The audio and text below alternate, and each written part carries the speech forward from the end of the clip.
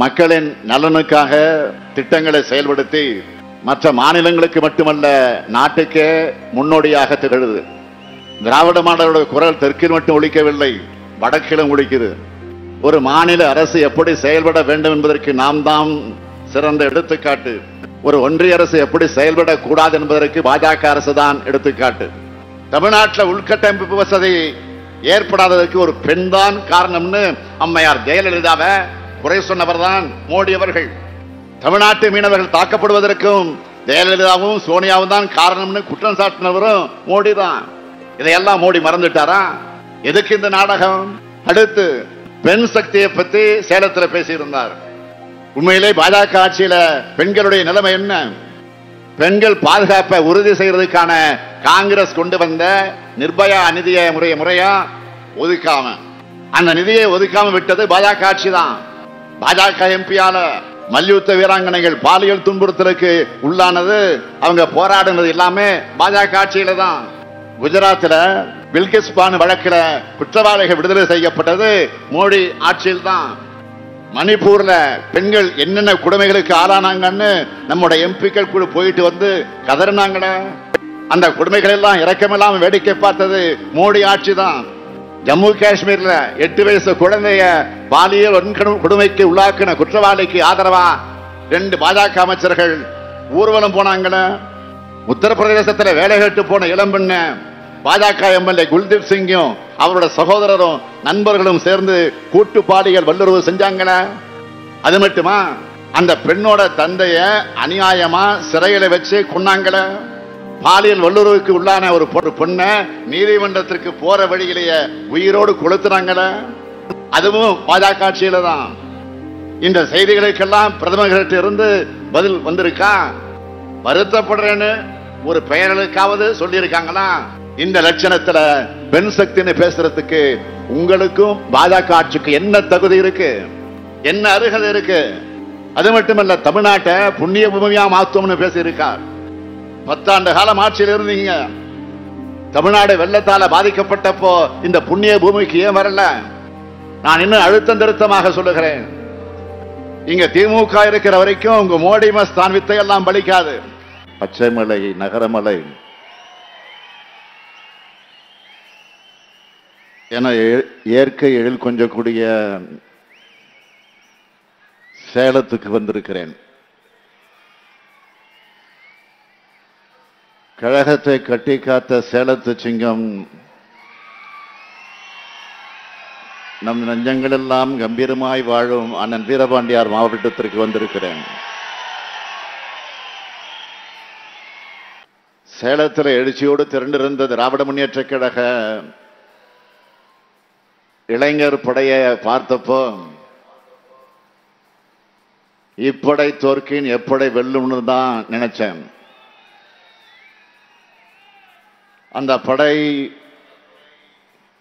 இப்ப வெற்றி பெறுவதற்கான களத்திற்கு வந்து விட்டது. வெற்றிக்கு தயாராகிட்டீங்களா? வெற்றிக்கு தயாராகிட்டீங்களா? சாதாரண வெற்றி அல்ல, வரலாற்று சிறப்புமிக்க வெற்றியை நீங்கள் தந்தாக வேண்டும். சேலம், கள்ளக்குறிச்சி தொகுதிகளின் களத்தின் வெற்றியை முன்பே அறிவித்ததை போல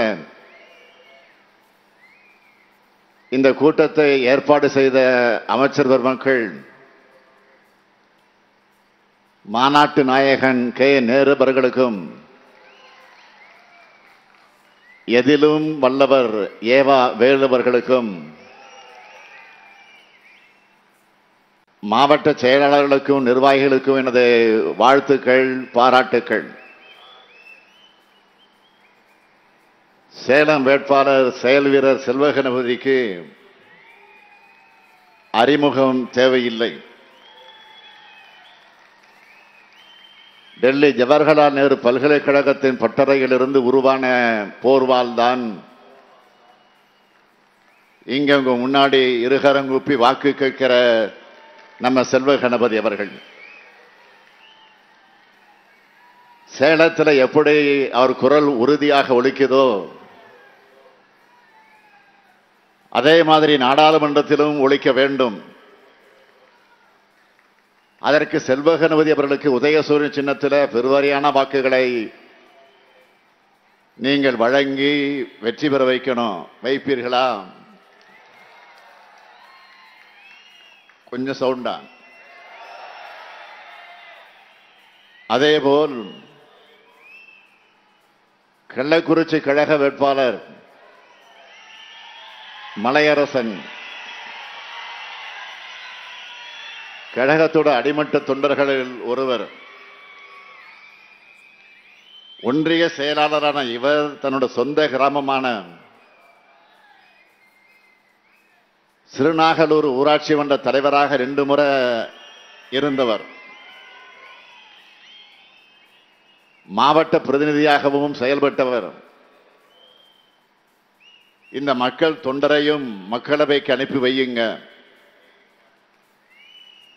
வெற்றி வேட்பாளர் மலையரசன் அவர்களுக்கு உதயசூரியன் சின்னத்தில் வாக்களிக்கணும்னு கேட்கிறேன். வேட்பாளர் நமக்கு வருங்க. கிடைச்ச உங்களுடைய முகங்களை பார்க்கிறப்போ இவங்களோட மாபெரும் வெற்றி தான் என்னுடைய கண்ணுக்கு தெரியுது. அந்த நம்பிக்கை பிறக்க இன்னொரு முக்கிய காரணம், 3 ஆண்டுகளாக திராவிட முன்னேற்ற கழகம் ஆட்சி நடத்தி வருகின்ற நல்லாட்சி தமிழ்நாட்டில் நடக்கும் உண்மையான மக்களாட்சி. ஏன் உண்மையான மக்களாட்சின்னு சொல்றேன்னா, நம்ம திராவிட மாடல் அரசுதான் மக்களின் நலனுக்காக திட்டங்களை செயல்படுத்தி மற்ற மாநிலங்களுக்கு மட்டுமல்ல நாட்டுக்கே முன்னோடியாக திகழுது.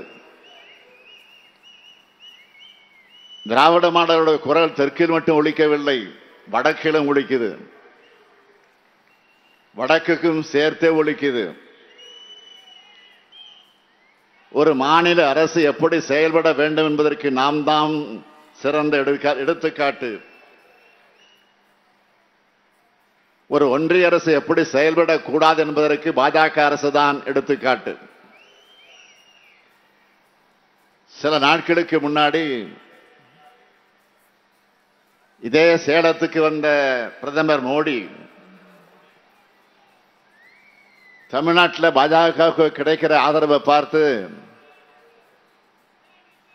திமுகவோட தூக்கம் தொலைஞ்சிருச்சுன்னு பேசிட்டு போனார். மோடி அவர்களை, மாண்புமிகு பிரதமர் மோடி அவர்களை, இந்தியாவினுடைய பிரதமர் மோடி அவர்களை உண்மையிலேயே உங்களால தூக்கத்தை தொலைச்சவங்க யாரு தெரியுமா?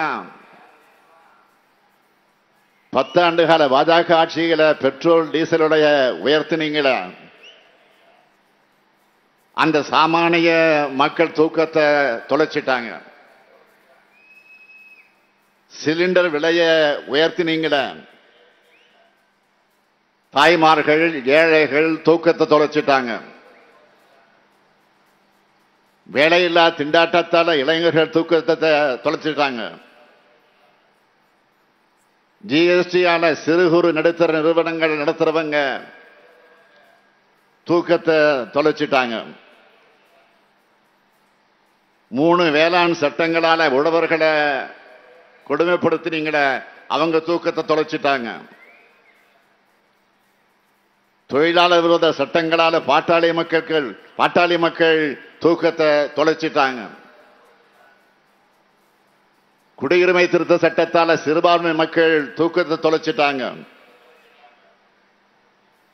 சமூக நீதிக்கு சபகுழி தோன்றதுனால பிற்படுத்தப்பட்ட, மிகவும் பிற்படுத்தப்பட்ட பட்டியலின பழங்குடியின மக்கள் தூக்கத்தை தொலைச்சிட்டாங்க. இப்படி 10 ஆண்டு கால பாஜக ஆட்சியில ஒட்டுமொத்த நாடு தூக்கத்தை தொலைச்சிட்டு நிம்மதி இல்லாம தவிக்குது. இப்படி நாட்டோட அமைதியையும் மக்களோட நிம்மதியும் கிடைத்த பாஜக ஆட்சியை நடத்துகிற பிரதமர் மோடி அவர்கள் இன்னைக்கு உச்சநீதிமன்றத்தால் வெளிவந்துள்ள தேர்தல் பத்திர ஊழலால தூக்கத்தை தொலைச்சிருக்கார். அது மட்டுமல்ல, இன்னொரு முக்கிய காரணம் இருக்கு. அதுதான் பிரதமர் மோடிக்கு ஒன்றிய உளவுத்துறை கொடுத்திருக்கக்கூடிய ரிப்போர்ட் செய்தி வருது. அந்த செய்தி என்ன? தேர்தல் தேதி அறிவிப்பதற்கு முன் வரைக்கும் தென் மாநிலங்களில் பாஜக தான் வெற்றி பெற முடியாது, பாஜகவை வெற்றி பெற முடியாது என்பதான நிலைமையாக இருந்துச்சு. தேர்தல் பத்திர ஊழல் வெளிவந்ததற்கு பிறகு வட மாநிலங்களிலேயும் பாஜக வெற்றி பெறாது என்பதுதான் உண்மையான நிலையா இருக்குன்னு உளவுத்துறை ரிப்போர்ட் கொடுத்திருக்கு. இதனாலையும் பிரதமர் மோடி தூக்கத்தை தொலைச்சிட்டு பதட்டப்படுகிறார். பதட்டத்தில் என்னென்ன செய்கிறார் தெரியுமா? ஜார்க்கண்ட் மாநிலத்தினுடைய பழங்குடியின முதலமைச்சர் ஹேமந்த் சோரன் அவர்களையும் டெல்லி மாநில முதலமைச்சர் அரவிந்த் கெஜ்ரிவால் அவர்களையும் ஈடியை விட்டு அரெஸ்ட் பண்றார். கம்யூனிஸ்ட் கட்சிக்கும் காங்கிரஸ் கட்சிக்கும் வருமான வரித்துறையை ஏவி விட்டு நோட்டீஸ் விடுறார். எதிர்கட்சி எம்பிக்கள் எதிர்த்து பேசினா சிபிஐ ரெய்டு விடுறாரு. ஒரு சில பத்திரிகைகள் இதை பத்தி விமர்சிக்கிறாங்க. ஆனா எதுக்கும் அவரிடமிருந்து பதில் இல்லை. தேர்தல் நேரத்தில் பாஜகவுக்கு இப்படி கூட்டணி கட்சிகளை போல இடி, சிபிஐ, ஐடி ஆகியவற்றை பிரதமர் பயன்படுத்துகிறார் என்றால் உச்சக்கட்ட தோல்வி பயத்தில் இருக்கிறார்னு அர்த்தம். எப்படியாவது ஆட்சிக்கு வரணும் என்ற வெறியில பல தியாகங்களால் உருவான இந்திய ஜனநாயகத்தையே சீரழிச்சுக்கிட்டு இருக்காரு. இதனால ஒட்டுமொத்த இந்திய மக்களும் பாஜகவோட சர்வாதிகார போக்கு மேல கடும் கோபத்தில் இருக்காங்க. அதனாலதான் இந்த நாட்டோட நிதியமைச்சர் உட்பட முன்னணி பாஜகவினரும் தேர்தலில் போட்டியிடாம பின்வாங்குறாங்க. இந்த தமிழ்நாட்டில் அதை விட பரிதாபமாக இருக்கு பாஜக. ஒரு காமெடி வரும், ஞாபகம் இருக்கா? பில்டிங் ஸ்ட்ராங்கு, பேஸ்மெண்ட் வீக்குன்னு. அது மாதிரி தேர்தலில் போட்டியிடுறதுக்கு வேட்பாளர்கள் கிடைக்காம கவர்னர் சிட்டிங் எம்எல்ஏன்னு கூப்பிட்டு நிறுத்தி அது நியூஸ்ல இருக்கணும்னு பாக்குறாங்க. இதிலிருந்து என்ன தெரியுது? பாஜகவுக்கு இருக்கிற பயம் எல்லாம் நோட்டாவை விட கீழே போயிடாம டெபாசிட்டாவது வாங்கணும் என்ற முயற்சி தான் நல்லா தெரியுது. அதனாலதான் மோடி அவர்கள் இப்போ திடீர்னு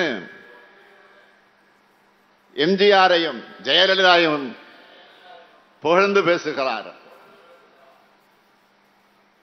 திடீர்னு அம்மையார் ஜெயலலிதா மேல ஏன் மோடிக்கு பாசம் பொங்குகிறது?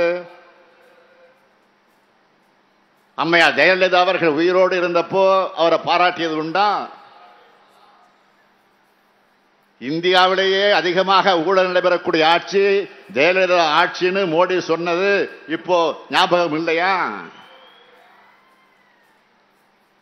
தமிழ்நாட்டில் உள்கட்டமைப்பு வசதி ஏற்படாததற்கு ஒரு பெண் தான் காரணம்னு அம்மையார் ஜெயலலிதாவை குறை சொன்னவர் தான் மோடி அவர்கள். தமிழ்நாட்டு மீனவர்கள் தாக்கப்படுவதற்கும் ஜெயலலிதாவும் சோனியாவும் தான் காரணம்னு குற்றம் சாட்டினவரும் மோடி தான்.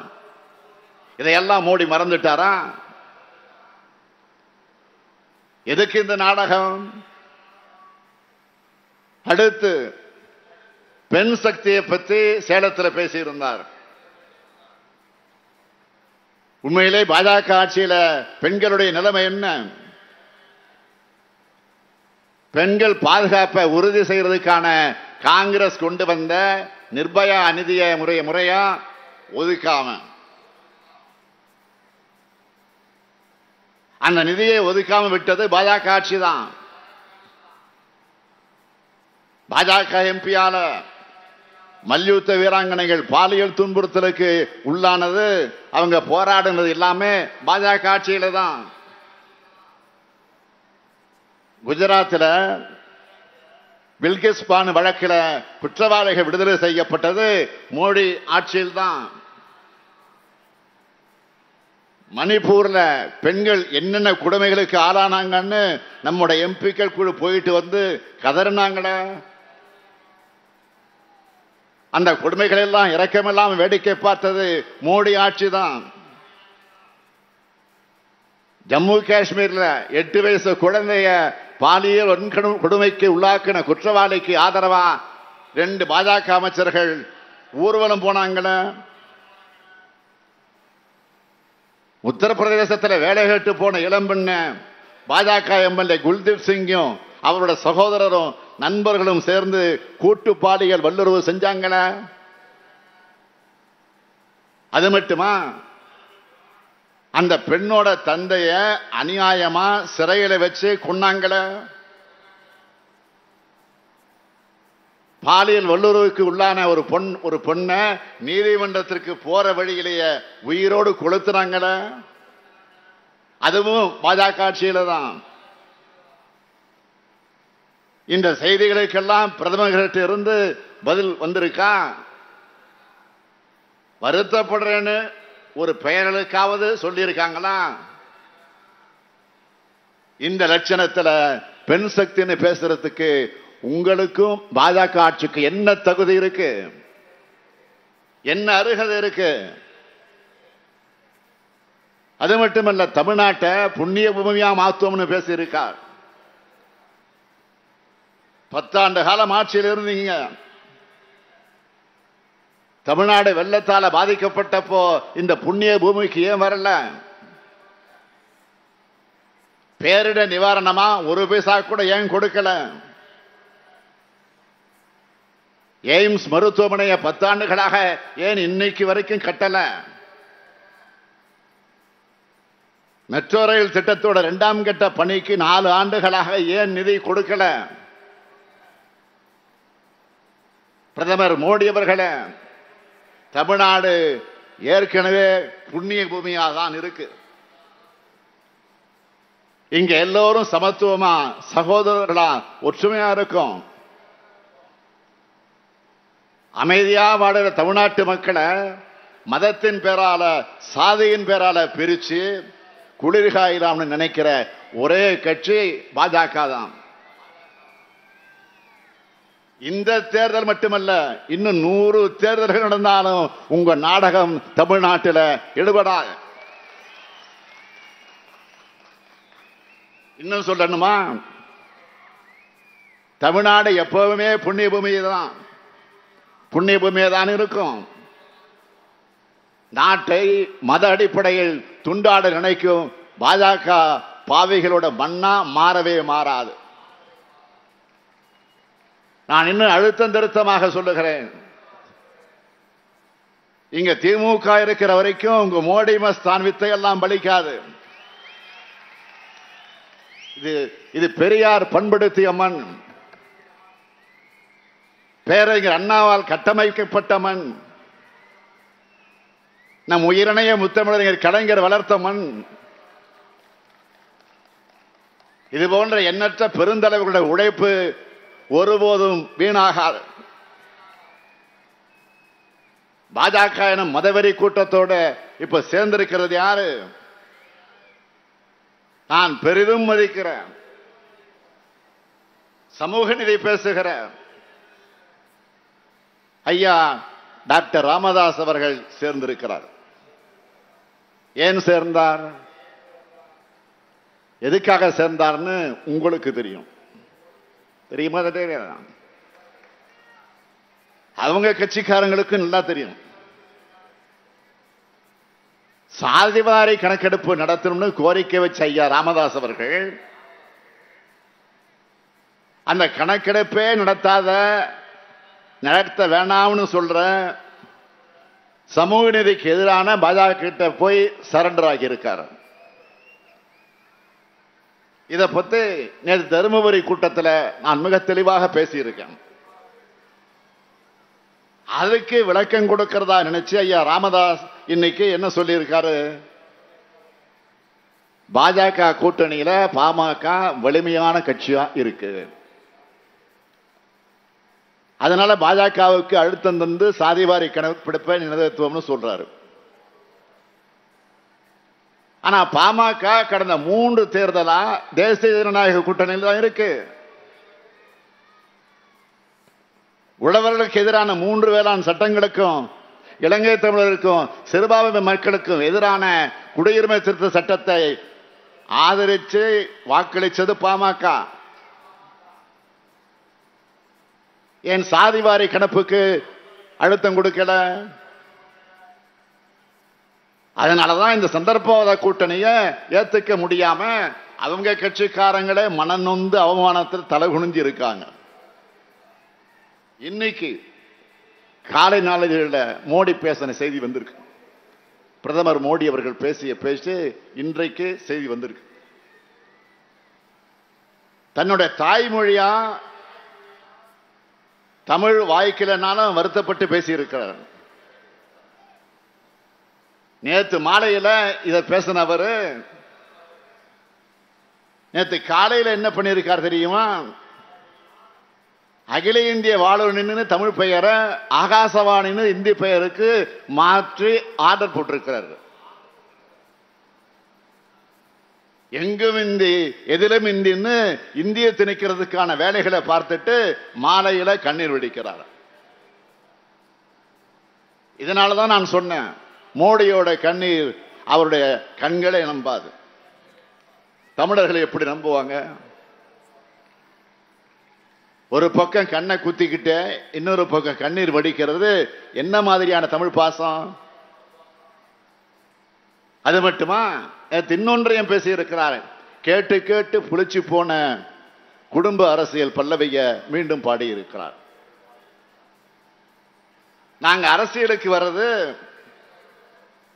மக்களுக்கு சேவை செய்யறதுக்கு தானே தவிர ஊர் சுத்துறதுக்காக அல்ல. நானும் எத்தனை முறைதான் அவருக்கு விளக்குவது?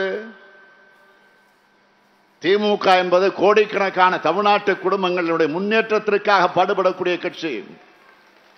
அது மோடிக்கு புரியல. அது மட்டுமல்ல, தமிழ்நாட்டில் சட்டம் ஒழுங்கு கெட்டு போச்சுன்னு புது அவதூறு பிரச்சாரத்தை கிளப்பி இருக்கிறார். அதுக்கு ஏதாவது தரவுகளை ஆதாரங்களை சொல்றாரா? இல்லையே. நாம கேட்கிறது, பாஜக மணிப்பூர் மாநிலம் 10 எரிஞ்சுது, அப்போ நீங்க எங்க போனீங்க? அந்த மாநில முதலமைச்சரை குறைந்தபட்சம் பதவி விலக வைத்திருக்க முடியாதா? இதுவரை நடக்காத கொடூரமா பெண்களை நிர்வாணப்படுத்தி ஊர்வலமா அடைச்சுக்கிட்டு போனாங்கள. அப்ப சட்டம் ஒழுங்கு சந்தி சிரிச்சுத.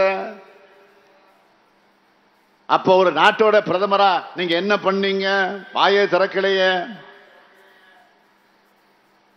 பாஜக மாநிலங்கள மாதிரி சட்டம் ஒழுங்கு சீர்குலையாம சமூக நல்லிணக்கத்தோடு மக்கள் வாழ்கிற அமைதியான தமிழ்நாட்டை உங்களுக்கு பிடிக்கலையா?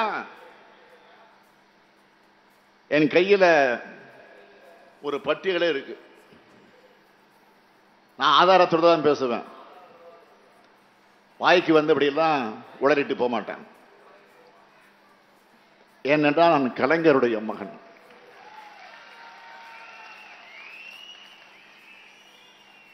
இதுல இருக்கக்கூடிய பெயர் பட்டியல் ஏதோ தேச தலைவர்களோ சமூக சேவர்களோ இல்ல. எல்லோரும் சட்டம் ஒழுங்க கெடுக்கிற ரவுடிகள். ஒரு 25 பக்கத்துக்கு பட்டியலோட வந்திருக்கேன். சரித்திர பதிவேடு குற்றவாளிகள், டேட்டா ஆதாரம் இருக்கு. இது தவறுனா தயனை இருந்தா, தெம்பு இருந்தா, திராணி இருந்தா என்பது வழக்கு போடுங்க. நான் நீதிமன்றத்தில் சந்திக்க தயாராக இருக்கிறேன்.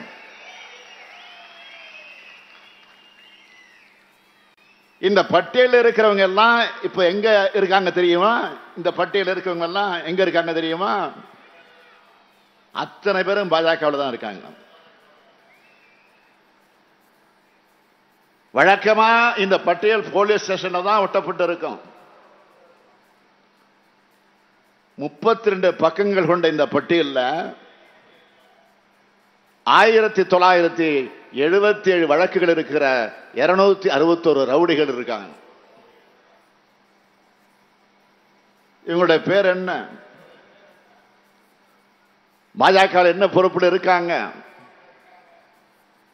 இவங்க மேல என்னென்ன பிரிவுகளில் வழக்குகள் இருக்குன்னு இந்த பட்டியலில் தெளிவா இருக்கு.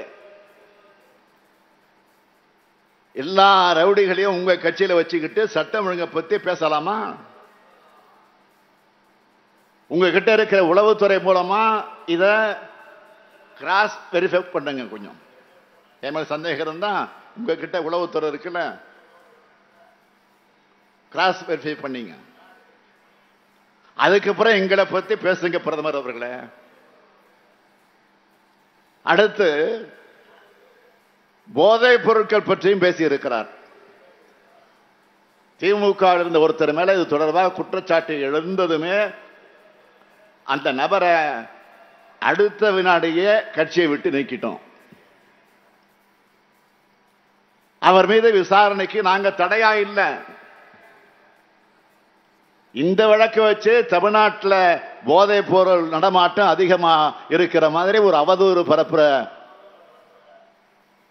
பிரச்சாரத்தை நீங்க செய்யறது பிரதமர் பதவிக்கு அழகல்ல. இந்தியாவுக்கே போதைப் பொருள் குஜராத் துறைமுகத்திலிருந்து தான் வருதுன்னு பிடிக்கிறாங்களே. ஒரு காலத்தில் குஜராத் முதலமைச்சராக இருந்தது நீங்கள் தானே. இப்போவும் உங்க கட்சி அங்குதான் ஆட்சி நடந்துகிட்டு இருக்கு. இதை பத்தியாவது வாய் திறப்பீங்களா? பாஜக மாநிலங்கள்ல தான் நாட்டிலேயே போதைப் பொருள் அதிகம் விற்பனையாகுதுன்னு புள்ளி விவரம் வந்திருக்கு. அது ஏதோ நாங்க சொன்னதல்ல.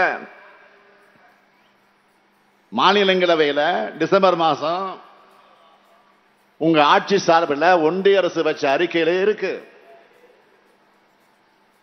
அது மட்டுமல்ல, போதைப் பொருள் அதிகமாக கைப்பற்ற டாப் 10 மாநிலங்கள்ல 7 மாநிலங்கள்ல பாஜக ஆட்சி தான் நடக்குது. இந்த 10 மாநிலங்கள்ல தமிழ்நாடு என்ற பெயரே கிடையாது. அந்த அளவுக்கு கடுமையான நடவடிக்கைகளை நம்ம திராவிட மாடல் அரசு எடுத்து வருது. உங்க ஆட்சி அறிக்கையிலேயே இல்லாத தமிழ்நாட்டை பத்தி அரசியல் ஆதாயத்திற்காக இப்படி பொய் குற்றச்சாட்டை வைக்கிறீங்களே. உங்களுக்கு தமிழ்நாட்டு மக்கள் மேல் அப்படி என்ன கோபம்? இது மாதிரி அபாண்டமான குற்றச்சாட்டுகளை சொல்லி தமிழ்நாட்டு மக்களையும் எங்கள் இளைஞர்களையும் ஏன் அவதூறு செய்யறீங்க? மாண்புமிகு பிரதமர் அவர்களே, உங்களுக்கு சொல்லப்படாத தகவலை சொல்றேன். போதைப் பொருள் தொடர்புடைய வழக்கில் பாஜகவை சார்ந்த 14 பேர் இங்க சிறையில் இருக்கிறாங்க. அதற்கு ஆதாரம் இருக்கு. இதற்கு பிரதமர் மோடி என்ன விளக்கம் அளிப்பாரு? பிரதமர் என்பது ஒரு உயர்ந்த பதவி. இதுவரைக்கும் எத்தனையோ பிரதமருடைய தேர்தல் பிரச்சாரங்களை நம்ம பார்த்து இருக்கிறோம். அவங்க ஆட்சியில நாட்டுக்கு செஞ்சதை சொல்லுவாங்க, அடுத்த ஆட்சிக்கு வந்தா என்ன செய்ய போறோம்னு சொல்லுவாங்க. ஆனா பிரதமர் மோடி சாதனைகளை சொல்ல வழி இல்லைன்னு வாய்க்கு வந்தபடி பேசுகிறான். இப்படிப்பட்ட மோடி அவர்களுடைய கூட்டணியில இருந்துட்டு இப்ப அவருடைய டைரக்ஷன் கள்ள கூட்டணி நாடகம் போடக்கூடிய பழனிசாமி என்ன சொன்னாரு, என்ன சொல்றாரு? இன்று காலையில் இந்து நாளேட்டுக்கு பேட்டி கொடுத்திருக்கிறார். அதுல ஏன் பாஜகவை எதிர்க்க மாட்டேங்கிறீங்கன்னு அவங்க கேட்டா, திமுகன்னு தேஞ்சு போன பழைய ரெக்கார்டு மாதிரியே நம்ம பத்தியே பேசுறாரு. பாஜகவை பத்தியும் மோடியை பத்தியும் பேச எஜமான விசுவாசம் தடுக்குதான். மாண்புமிகு பழனிசாமி அவர்களே சொல்லுங்க, உங்க தலைமையிலான அதிமுக ஆட்சி தான் தமிழ்நாட்டோட இருண்ட காலம். தூத்துக்குடி துப்பாக்கி சூடு, கொடைநாடு கொலை, கொள்ள, தற்கொலை, பொள்ளாச்சி பாலியல் வன்கொடுமை, தலைமைச் செயலகத்தில் ரைடு, அமைச்சர் மற்றும் டிஜிபி மீதே குட்கா வழக்கு, பெண் எஸ்பிக்கு பாலியல் வன்முறை, சட்டம் ஒழுங்கு என்பதே இல்லாம ஒட்டுமொத்த நிர்வாக இயந்திரமும் முடங்கிய ஆட்சி தான் பழனிசாமியின் ஆட்சி. தான் பதவி சுகம் அனுபவிக்க தமிழ்நாட்டோட உரிமைகளை அடகு வச்சவர் தான் பழனிசாமி. இப்படிப்பட்ட பழனிசாமிக்கு வாக்களிக்க மக்களும் தயாராக இல்லை. உண்மையான அதிமுக தொண்டர்களும் தயாராக இல்லை. தமிழ்நாட்டுடைய பொற்காலம் என்பது திமுக ஆட்சி தான். தமிழ்நாட்டோட உட்கட்டமைப்பு வசதிகளை பெருக்கினது திமுக ஆட்சியில தான். தமிழ்நாட்டின் கல்வி அறிவு உயர்வுக்கு வித்திட்டது திமுக ஆட்சி தான். தமிழ்நாட்டுக்கு எண்ணற்ற முத்திரை திட்டங்களை நிறைவேற்றினது திமுக ஆட்சியில தான். இளைஞர்களுக்கு வேலை வாய்ப்புகளை உருவாக்கி கொடுத்தது திமுக ஆட்சி தான். சமீபத்தில் ஒரு செய்தியை படிச்சிருப்பீங்க. உலக தொழிலாளர் அமைப்பு சமீபத்தில் வெளியிட்ட புள்ளி விவரம் ஒண்ணு இல்ல, வேலையில்லாத திண்டாட்டம் அதிகரிச்சிருக்குன்னு சுட்டி காட்டியிருக்கு. அதுல 83 விழுக்காடு இளைஞர்கள் வேலையின்றி தவிப்பதாக வேதனையான செய்தியை வெளியிட்டிருக்கு. போலியான பிம்பங்களால கட்டமைக்கப்பட்ட மோடி மாடல் இன்னைக்கு அம்பலப்பட்டு நிற்குது. அதே சமயம் எல்லோருக்கும் எல்லான்ற கொள்கையோட நாம செயல்படுத்தி வரக்கூடிய திராவிட மாடல் தமிழ்நாடு எத்தகைய வளர்ச்சியை பெற்றிருக்கு என்பதை இந்த நேரத்தில் நான் சுட்டிக்காட்ட விரும்புகிறேன். அதுவும் ஒன்றிய அரசினுடைய புள்ளி விபரம் சொன்னதை வச்ச இதனை நான் எடுத்து சொல்ல விரும்புகிறேன். 10 ஆண்டுகளாக அதிமுக ஆட்சி சீரழிச்ச தமிழ்நாட்டை மீட்டு கடந்த 3 ஆண்டுகளாக பல்வேறு தொழிற்சாலைகளை தமிழ்நாட்டுக்கு அழைத்து வந்து இளைஞர்களுக்கு வேலை வாய்ப்பை உருவாக்கி கொடுத்து கொண்டிருக்கிறோம். இதனால வேலை வாய்ப்பை பெற்ற இளைஞர்கள் தொழிலாளர் வருங்கால வைப்பு நிறுவனத்தில் அக்கௌண்ட் தொடங்கி இருக்காங்க. இப்படி கடந்த 3 ஆண்டுகள்ல கிடைத்திருக்கக்கூடிய வேலை வாய்ப்பு மட்டும் எவ்வளவு தெரியுமா? நமது அரசு பொறுப்பேற்றுக்கிட்ட இந்த 3 ஆண்டுகள்ல 77,78,999 புதிய வேலை வாய்ப்புகள் தனியார் துறைகள்ல உருவாக்கப்பட்டிருக்குன்னு அந்த புள்ளி விவரம் சொல்லுது. இப்படி திட்டங்களாலும் செயல்பாடுகளாலும் உண்மையாகவே சாதனைகளை நிகழ்த்துகிற மாடல் தான் நமது திராவிட மாடல். நான் சொல்றதை விட தமிழ்நாட்டு மக்கள் என்ன சொன்னாங்கன்னா, ஒரு வீடியோ பார்த்தேன். அதுல ஒரு மகளிர் சொல்றாங்க, எங்க வீட்டில் குழந்தைகளுக்கு உடம்பு சரியில்லைன்னா காசுக்காக யாரையும் எதிர்பார்க்க வேண்டிய தேவை இனிமே இல்லை. எங்க அண்ணன் ஸ்டாலின் கொடுக்கிற தாய் வீட்டு சீர் மாதிரி 1000 ரூபாய் இருக்கு. இப்படி மாசம் மாசம் மாநிலம் முழுக்க 1,15,00,000 குடும்பங்கள் மகிழ்ச்சியா இருக்காங்க. அடுத்து விடியல் பயண திட்டம் பத்தி பேசுறாங்க. ஸ்டாலின் சார் பஸ்ல போய் 4 மாசமா இலவசமா பயணம் செஞ்ச கம்ப்யூட்டர் கோர்ஸை முடிச்சுட்டேன், இப்ப வேலைக்கு போறேன்னு சகோதரி ஒருத்தர் மகிழ்ச்சியோடு சொன்னாங்க. இந்த மாதிரி மாநிலம் முழுக்க இதுவரைக்கும் மகளிர் மட்டும் 445 கோடி முறை பயணம் செஞ்சிருக்காங்க. அடுத்து மாணவி ஒருத்தர் பேசுறாங்க, ஏழ்மையான சூழல்ல அரசு பள்ளியில படிச்சு கல்லூரிக்கு வந்த எனக்கு அப்பா மாதிரி ஸ்டாலின் ஐயா 1000 ரூபாய் தராருன்னு சொன்னாங்க. இப்படி மாநிலம் முழுக்க 4,81,075 மாணவிகள் புதுமை பெண் திட்டம் மூலமாக பயனடைகிறாங்க. அடுத்த வீடியோவில் எப்போவாச்சும் வீட்டில் சாப்பிடுவேன், காலையில் அம்மா வேலைக்கு போயிடுவாங்க, நான் ஸ்கூலுக்கு வந்துடுவேன். இப்ப ஸ்கூல்லையே ஸ்டாலின் தாத்தாவோட காலை உணவு திட்டத்தை சாப்பிடுறேன். சிரிச்சுக்கிட்டே அந்த குழந்தை பேட்டி கொடுத்தது, புல்லரிச்சு போச்சு எனக்கு.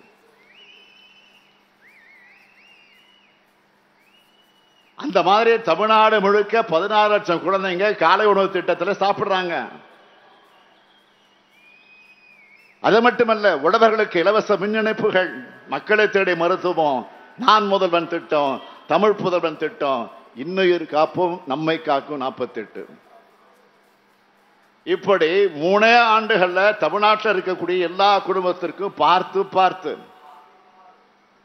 அவங்க குடும்பத்தில் ஒருத்தனா பல திட்டங்களை தீட்டி தருபவன் தான் உங்கள் முன்னால் நின்று கொண்டிருக்கக்கூடிய முத்துவேல் கருணாநிதி ஸ்டாலின். ஆனா 10 ஆண்டுகளா இந்தியாவை ஆட்சி செஞ்ச மோடியாலும் இப்படிப்பட்ட சாதனைகளை பட்டியலிட முடியுமா? தமிழ்நாட்டை ஆட்சி செய்த பாதம் தாங்கி பழனிசாமியாலும் பட்டியலிட முடியுமா? நம்ம திராவிட மாடல் அரசோட சாதனைகளை ஒன்றியத்திலையும் தொடரணும் தான்.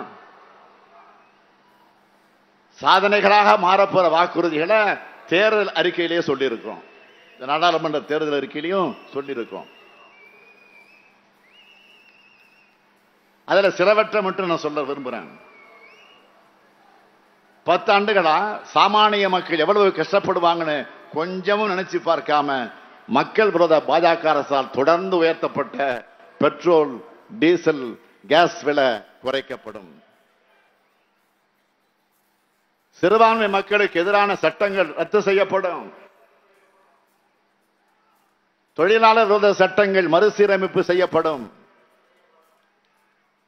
ஜிஎஸ்டி சட்டத்தில் சீர்திருத்தம் செய்யப்படும்.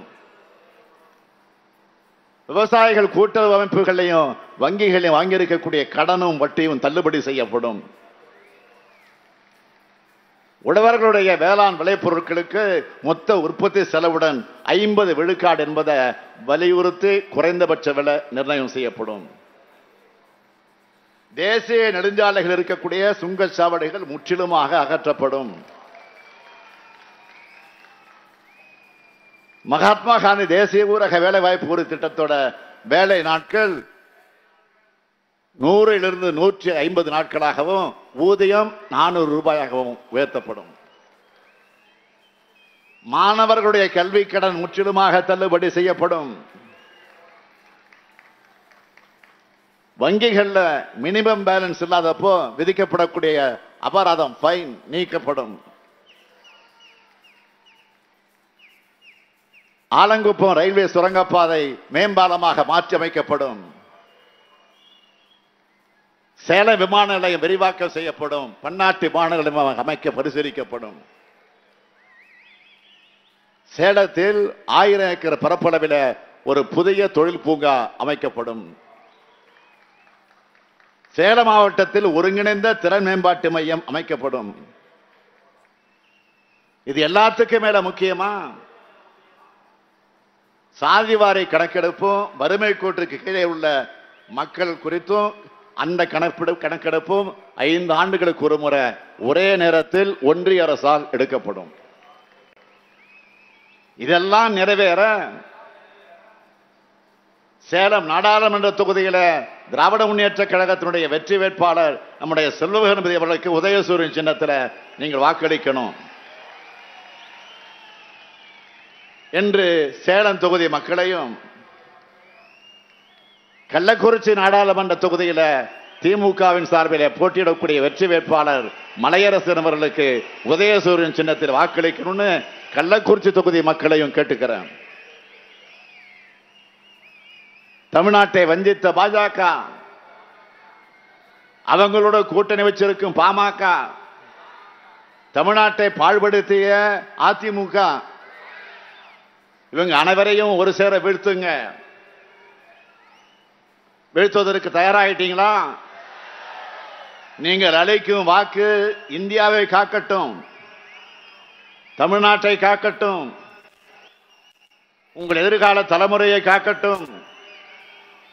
பாசிசத்தை வீழ்த்த, ஜனநாயகத்தை காக்க உங்கள் ஸ்டாலின் அழைக்கிறேன். 40 நமதே, நாடும் நமதே. 40 நாடும், 40 நாடும், 40 நமதே, நாடும் நமதே. கொஞ்சம் சத்தமா சொல்லுங்க. 40 நாடும். டெல்லிக்கு கேட்கணும், சொல்லுங்க.